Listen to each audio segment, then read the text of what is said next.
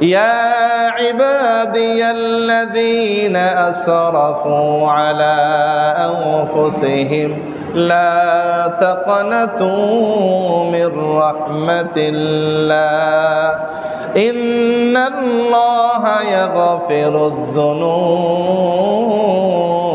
জামিআ ইন্নাহু হুয়াল গফুরুর রহিম।